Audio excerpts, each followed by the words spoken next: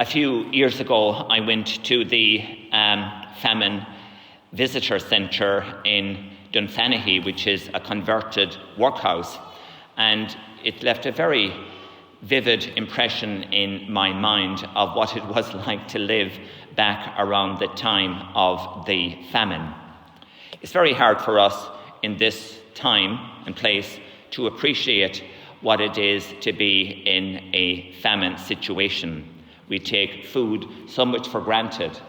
Indeed, in our rich Western world, apparently 1/3 of all food that is produced is wasted. Now, as well as there being a shortage of physical food, material food, and famine, the same is true in spiritual terms. There can be a shortage of spiritual food and indeed spiritual famine.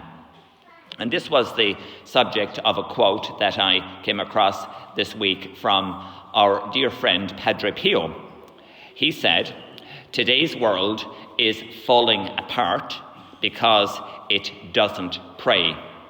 And the world is even more falling apart now than it was back when dear Padre was alive.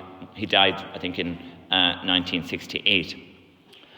If we think about all of the bad, tragic, sad news that we hear about on the television and the newspapers every day, the ultimate cause for all of this stuff in our world is that people have lost their connection with God.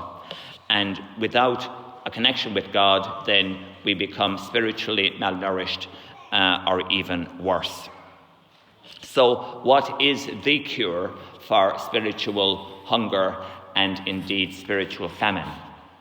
Well, for the last few Sundays in the Gospel, Jesus has been telling us that he is the bread of life. And what he means by calling himself the bread of life, he is the spiritual food of our souls and the food of spiritual living. And it is our personal connection with Jesus that is essentially spiritual life support. And without this connection with Jesus, we die spiritually. Our primary connection with Jesus is through prayer. For the last month I've been out in Carrick, and almost every Sunday I was out there, I told them that the 20 minutes of time that we should give to God every day in prayer is the best spent period of our entire day. Now, another vital connection with Jesus is through the Eucharist. We just heard him say in the Gospel, he says, "My flesh is real food and my blood is real drink." And of course, we receive Jesus' flesh and blood, his true self, when we receive him in Holy Communion. As I tell the children when they're making their Holy Communion every year, I tell them that Jesus loves us so much that he wants to live in our hearts. And what he does, because he's God, he works a miracle. He conceals himself under the appearance of bread, and then he comes into our body and lives in our heart, giving us his strength and his love. This love and strength that we get from Jesus doesn't just give us the ability to live Christian lives in the here and now. It is indeed the life that we need in our souls to live eternally with God. Again, to quote the Gospel, he says, "Anyone who does eat my flesh and drink my blood has eternal life, and I shall raise him up on the last day being the day of judgment." And I need to say this, right? Lapsed Catholics, by virtue of abandoning attendance at Mass, inflict the spiritual malnutrition or indeed spiritual famine on their own souls. The Church is our spiritual mother, and in her anxiety for our welfare, she insists that we come to Mass every Sunday and every holy day if we reasonably can, because without this we just die spiritually. When we are connected to Jesus through prayer and through the Eucharist, We are brought into a living relationship with him. Now, to be in a relationship with someone means to be in a close personal contact. That's the reason why we give hugs, so we're very close to the person that we highly regard. Now, Jesus isn't content with just spiritual hugs.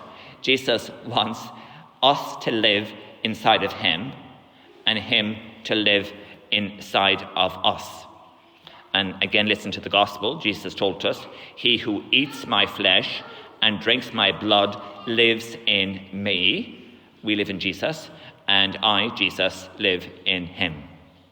And this is the foundation that makes us children of God. As we heard in the gospel acclamation, to all who did accept him, that is, this relationship of love with Jesus, he gave power to become children of God. And it's only in the fullness of eternal life with God that we will truly know the privilege of what it is to be a son or a daughter of God. Now, the last point I want to make this evening is that the wonderful promises that Jesus gives us today in the gospel of eating his flesh and drinking his blood, or receiving Holy Communion, assumes, of course, that we can receive Jesus worthily by being in the state of grace, by being right with God.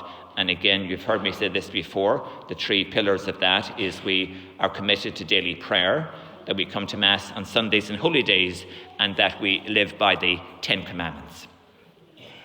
So to sum up what I'd like to leave you with this evening, being connected with Jesus personally through prayer and Holy Communion is the spiritual food and the life support of our souls.